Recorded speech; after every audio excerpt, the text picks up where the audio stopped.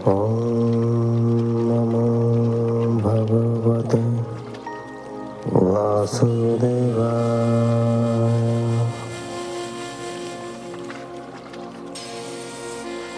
ॐ नमो भगवते वासुदेवाय।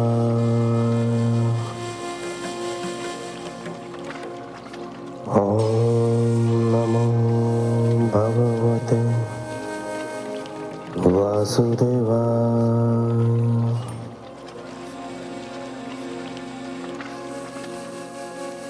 आप सुन रहे हैं हिंदू रिचुअल्स, हिंदू रीति रिवाज द्वारा प्रसारित श्रीमद् भागवत महापुराण।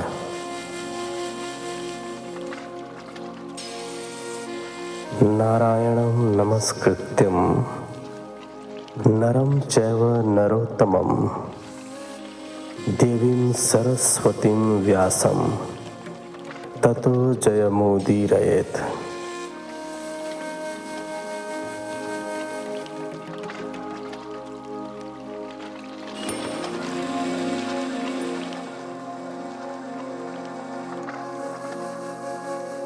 तृतीय स्कंद के इस एपिसोड में आप सुनेंगे अध्याय 16 से लेकर अध्याय 21 तक। तो चलिए कथा आरंभ करते हैं 16वें अध्याय से।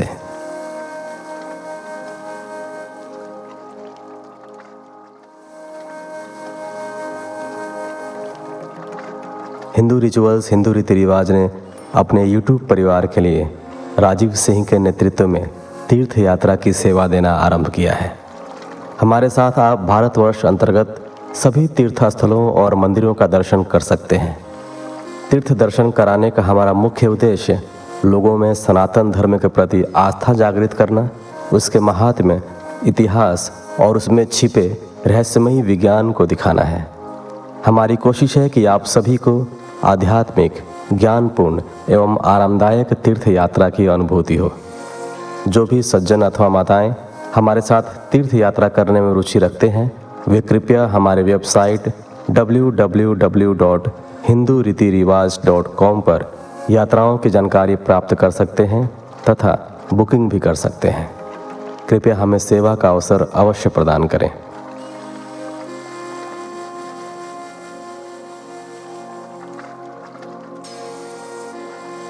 सोलहवां अध्याय। जय विजय का बैकुंठ से गिरना। मुनिगण की प्रशंसा से प्रसन्न होकर श्री हरि ने उनसे कहा, मुनिगण, ये दोनों जय विजय मेरे पार्षद हैं। इन्होंने मेरी कुछ भी परवाह न करके आपका बहुत बड़ा अपराध किया है। आप लोग भी मेरे अनुगत भक्त हैं, अतः इस प्रकार मेरी ही अवज्ञा करने के कारण आपने इन्हें जो दंड दिया है, मैं उसका समर्थन करता हूँ। ब्राह्मण मेरे परम आराध्य हैं। मेरे अनुचरों द्वारा आपका जो तिरस्कार हुआ है, उसे मैं अपना ही तिरस्कार मानता हूँ। इसलिए मैं आपसे प्रसन्न होने की प्रार्थना करता हूँ।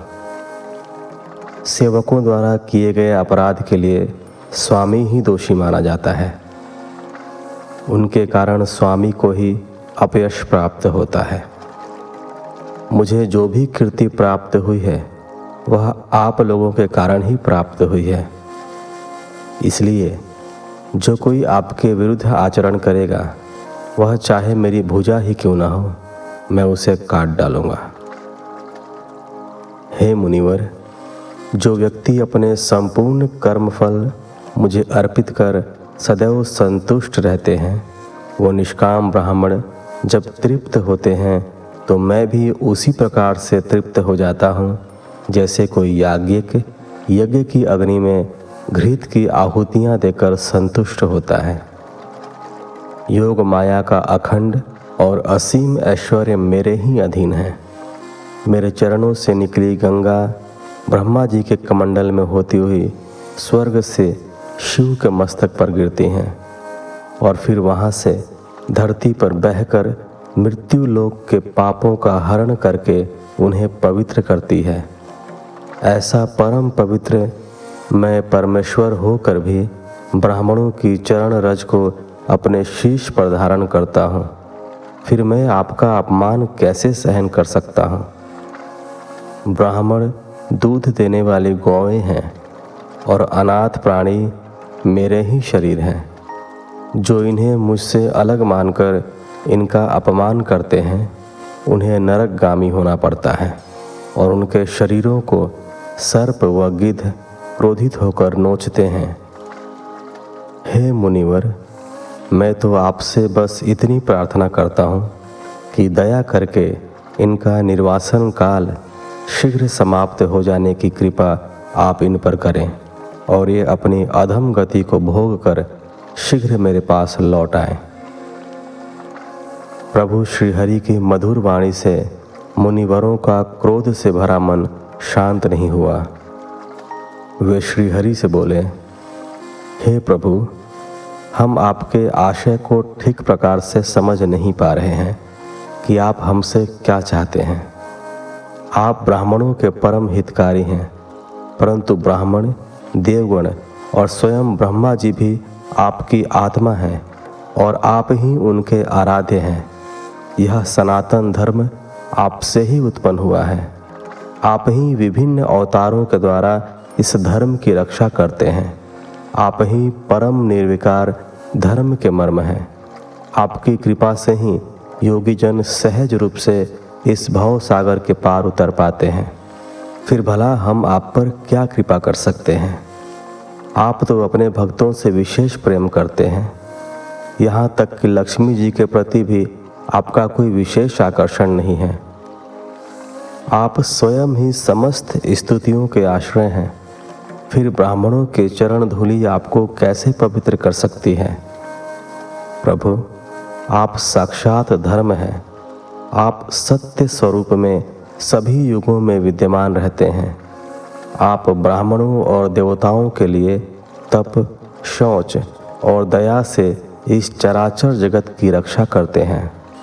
अब आप ही अपनी शुद्ध, सत्वमयी और वरदायिनी मूर्ति से हमारे भीतर पनपने वाले धर्म विरोधी रजोगुण तथा तमोगुणों को दूर कीजिए।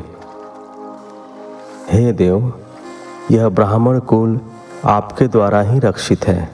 आप त्रिलोकीनाथ और इस जगत के पालनहार हैं, इसलिए आप ब्राह्मणों के प्रति इतने नम्र रहते हैं।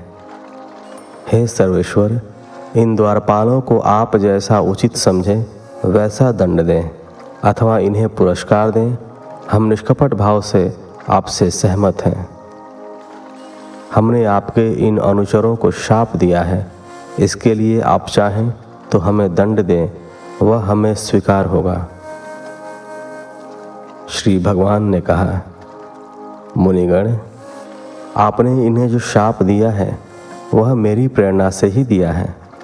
अब शीघ्र ही ये दोनों दैत्य योनि को प्राप्त होंगे और वहाँ अपने क्रोध और अहंकार के कारण नष्ट होकर फिर से मेरे पास चले आएंगे। ब्रह्मा जी ने कहा, उसके बाद उन मुनियों ने नयनाभिराम विष्णु और उनके स्वयं प्रकाश बैकुंठ धाम के दर्शन किए तथा प्रसन्न होकर वहाँ से लौट आए। उसके बाद भगवान ने अपने दोनों अनुचरों जय विजय से बैकुंठ लोक छोड़ देने के लिए कहा। जय विजय ब्रह्म शाप के कारण पहले से ही श्रीहीन हो रहे थे। उनका सारा गर्व नष्ट हो गया था। वे तत्काल बैकुंठ लोक से नीचे गिरने लगे। श्री मैत्रेय जी ने कहा, राजन, दीति के गर्भ में स्थित महर्षि कश्यप जी का जो तेज विद्यमान था, उसमें भगवान के इन दोनों पार्षदों जय विजय ने प्रवेश किया है। उन दोनों असुरों के तेज से ही देवताओं का तेज धूमिल हो रहा है। संभवतः ईश्वर की ऐसी ही इच्छा है। जो आदि पुरुष संसार की उत्पत्ति, स्थिति और लय के कारण हैं, उनकी योग माया को बड़े से बड़े योगी जन भी उनकी कृपा के बिना नहीं जान पाते। वे तीनों गुणों के नियंता श्रीहरि अवश्य तुम्हारा भी कल्याण करेंगे। 17वां अध्याय। हिरण्यकशिपु और हिरण्याक्ष राक्षसों का जन्म और उनकी दिग्विजय। श्री मैत्रेय जी ने कहा, विदुर जी, ब्रह्मा जी से जगत में फैले अंधकार का कारण जानकर देवता लोग संतुष्ट होकर स्वर्ग लोक लौट गए। इधर दीति ने 100 वर्ष के उपरांत 2 जुड़वा पुत्रों को जन्म दिया। उनके जन्म लेते ही तीनों लोकों में अनेक उत्पात होने लगे, जिनसे लोग अत्यंत भयभीत हो गए। इन भयानक उत्पातों से धरती कांपने लगी, ज्वालामुखी फटने लगी, आकाश से उल्काएं टूट टूट कर गिरने लगीं, समुद्र की लहरें बिफर कर आकाश को छूने लगीं और चारों ओर भयानक बवंडर उठने लगे। गीदड़ और उल्लुओं के स्वरों ने वातावरण को और भी ज्यादा भयानक बना दिया। यह सब देखकर सनकादि मुनियों के सिवाय अन्य जीव भयभीत हो उठे और सोचने लगे कि अवश्य प्रलय आने वाली है। उधर वे दोनों आदि दैत्य जन्म के बाद से ही भयानक आकार लेकर बढ़ने लगे। उनका विशाल शरीर हाथियों और पर्वतीय चट्टानों के समान दिखाई देता है। वे अत्यंत पराक्रमी थे। जब वे पृथ्वी पर अपने कदम रखकर चलते तो ऐसा प्रतीत होता मानो भूकंप आ गया है। उनके काले शरीर से लटकते आभूषण और वस्त्रों से सूर्य की किरणों के सदृश आभा फूटती प्रतीत होती थी। प्रजापति कश्यप जी ने उनका नामकरण करते हुए पहले जन्म लेने वाले बालक का नाम हिरण्यकशिपु रखा और उसके बाद जन्म लेने वाले का नाम हिरण्याक्ष रखा। हिरण्यकशिपु ब्रह्मा जी का बड़ा भक्त था। उसकी तपस्या से प्रसन्न होकर ब्रह्मा जी ने उसे मृत्यु भय से मुक्त कर दिया था। इससे वह उदंड हो गया था। उसने अपनी शक्ति के बल पर तीनों लोकों को अपने नियंत्रण में ले लिया था और स्वयं को भगवान मानने लगा था। वह अपने छोटे भाई हिरण्याक्ष को बहुत चाहता था। एक दिन हिरण्याक्ष युद्ध का अवसर ढूंढता हुआ हाथ में गदा लेकर स्वर्ग जा पहुंचा। उसे देखकर देवता लोग भयभीत होकर इधर उधर छिप गए। जब उसने देखा कि उससे भयभीत होकर देवराज इंद्र भी कहीं छिप गया है तो वह भयंकर गर्जना करने लगा। फिर वह वहां से निकलकर जल में स्नान करने की इच्छा से समुद्र में प्रवेश कर गया। समुद्र में घुसकर वह हाथी के समान लहरों को मथने लगा। वह कई वर्षों तक समुद्र की लहरों के साथ जूझता रहा। इस प्रकार घूमते घूमते वह वरुण देव की राजधानी विभावरीपुरी में जा पहुंचा।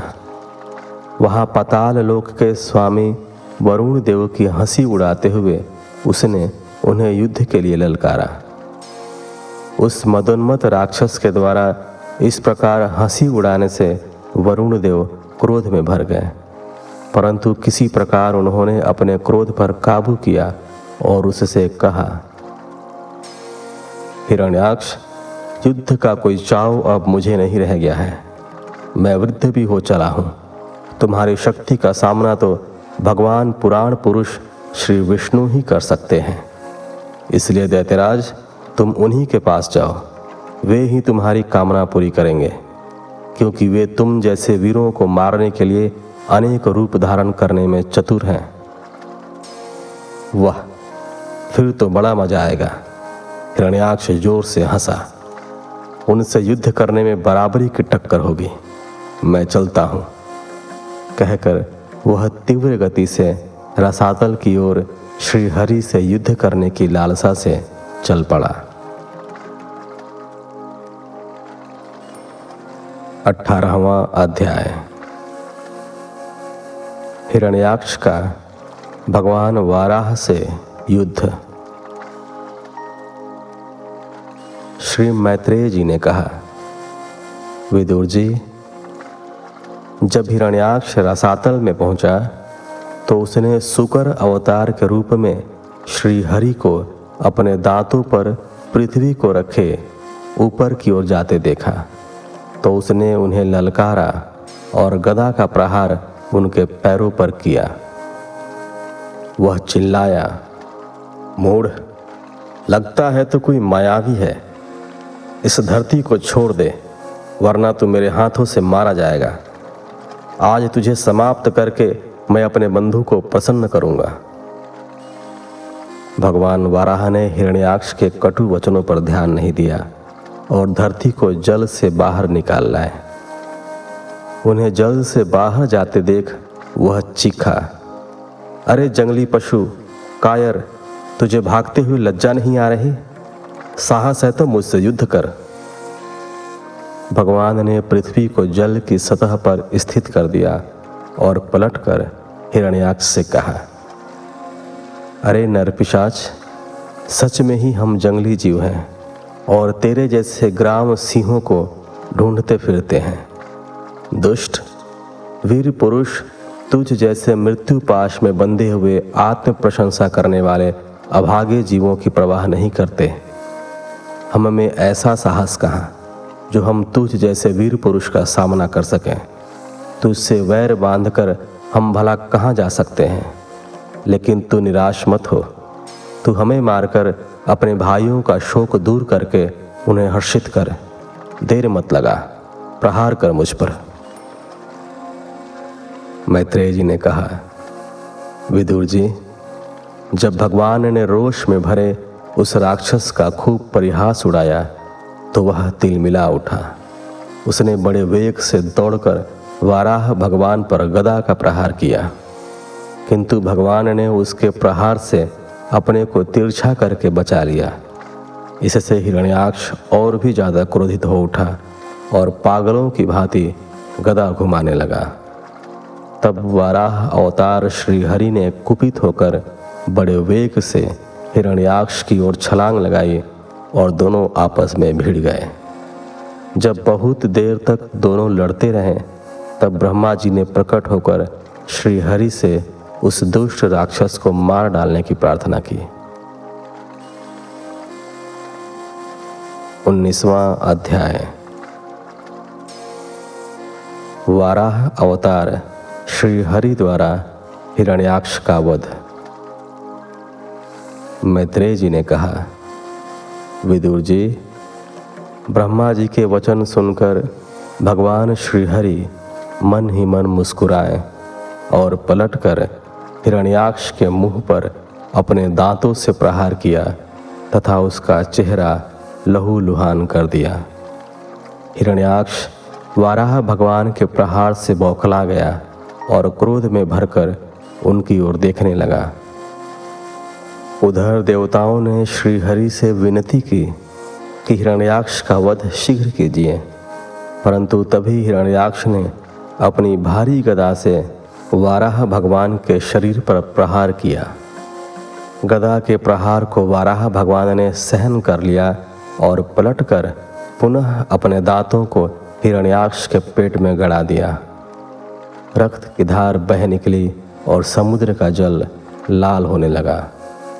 दोनों के मध्य घमासान युद्ध चलता रहा। वाराह भगवान हिरण्याक्ष के प्रहारों को विफल करते रहे।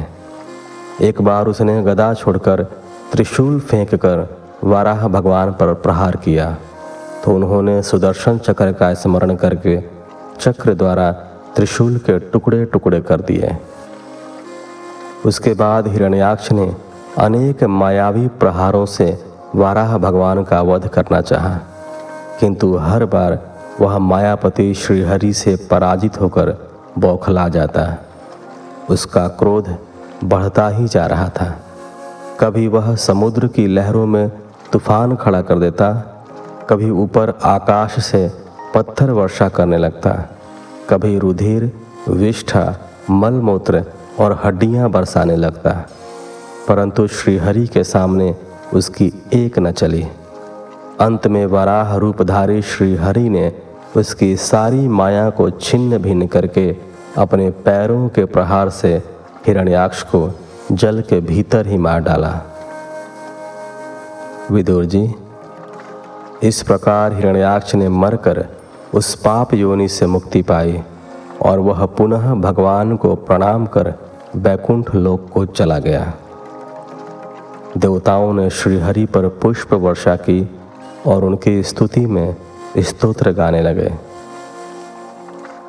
सूत जी ने कहा, शौनक जी, मैत्रेय जी के मुख से भगवान श्रीहरि की यह कथा सुनकर विदुर जी अति प्रसन्न हुए, क्योंकि श्रीहरि का चरित्र ही ऐसा है कि जिसे सुनकर सभी को असीम आनंद की अनुभूति होती है।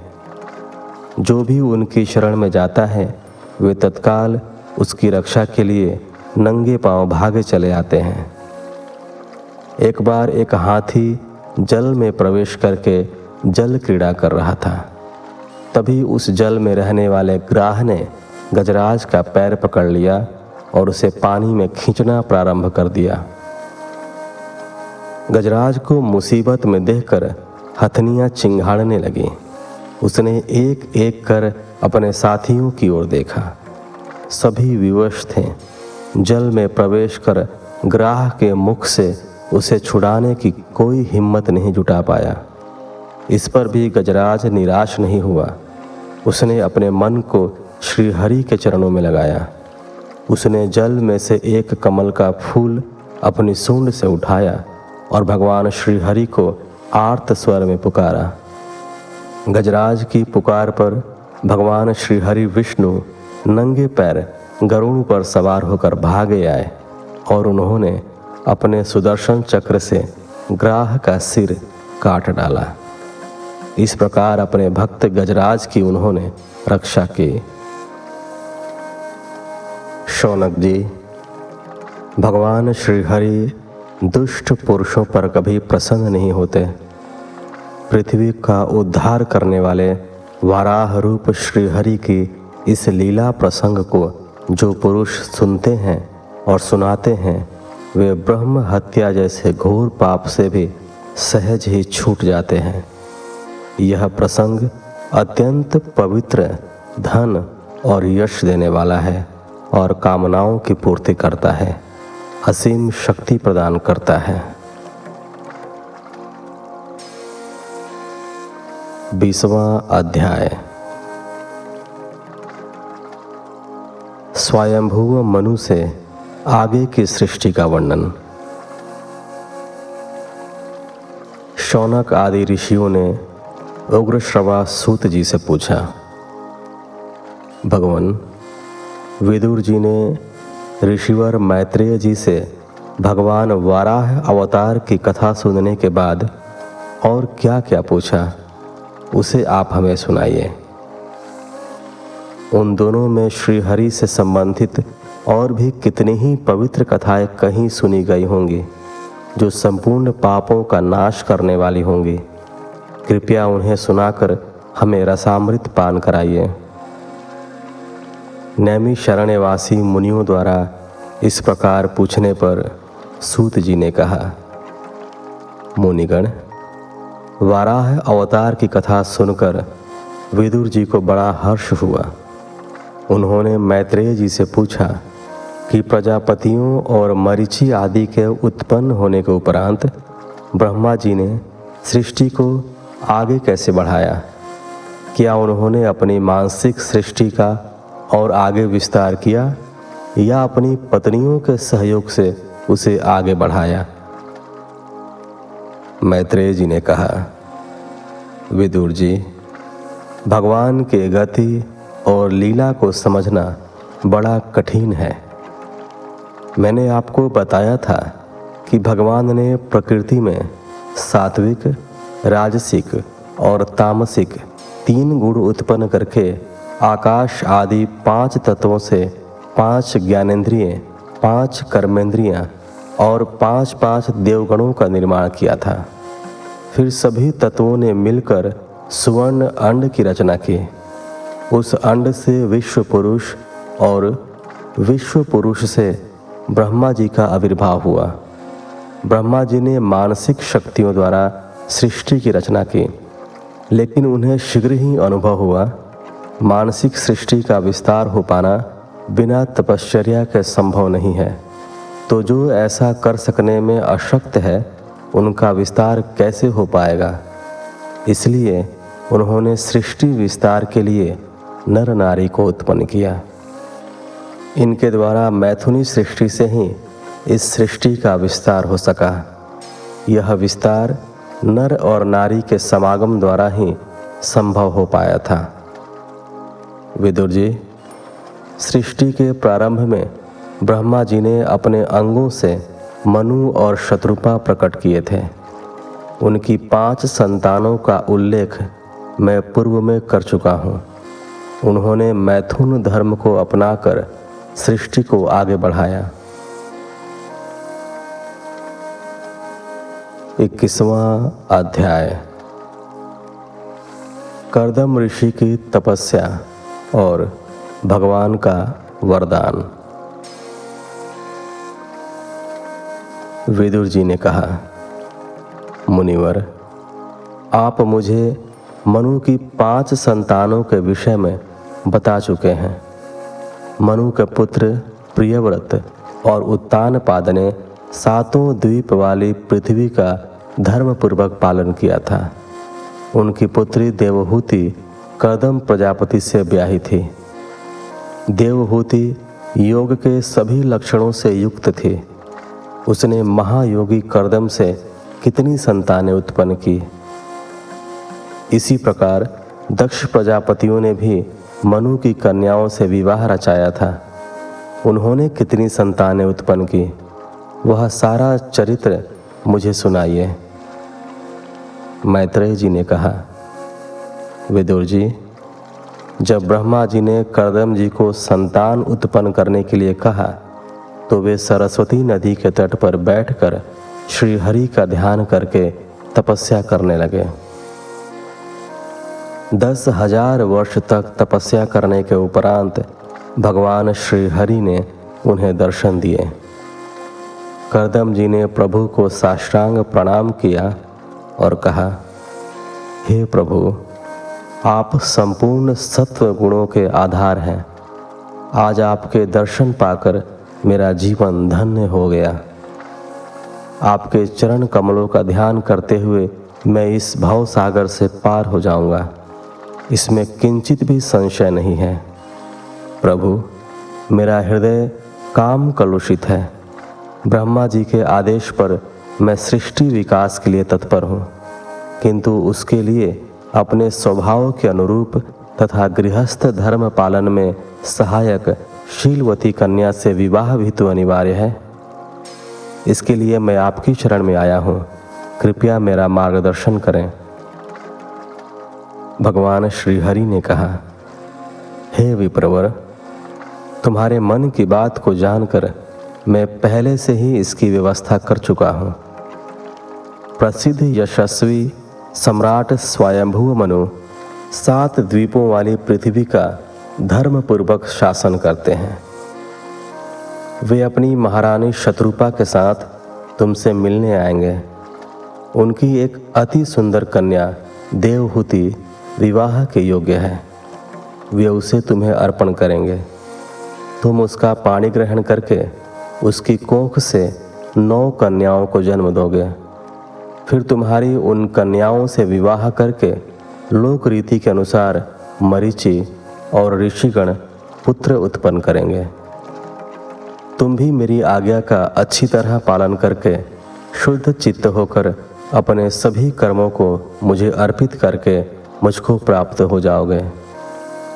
मैं स्वयं भी तुम्हारी पत्नी देवहूति के गर्भ से जन्म लेकर सांख्य योग की रचना करूंगा। ऐसा कहकर भगवान श्री अंतर्धान हो गए। मैत्रेय जी ने विदुर जी से कहा, लेकिन कर्दम ऋषि प्रसन्न होकर वहीं सरस्वती नदी के तट पर बिंदु सरोवर नामक स्थान पर रुके रहे और महाराज मनु जी के आने की प्रतीक्षा करने लगे। 2 दिन बाद ही मनु और शत्रुपा अपनी कन्या देवहूति के साथ वहां पहुँचे और देवहूति के विवाह का प्रस्ताव कर्दम ऋषि के सामने रखा। श्री कर्दम जी का आश्रम अत्यधिक रमणीक था। वहाँ का सौंदर्य देखकर देवहूति का मन आह्लाद से भर उठा था। वह मन ही मन ऋषि कर्दम को अपना पति स्वीकार कर चुके थे। इस प्रकार 21वें अध्याय के साथ इस एपिसोड को यहीं विराम देते हैं। मिलते हैं आपसे अगले एपिसोड में। तब तक के लिए धन्यवाद। जय श्री हरि।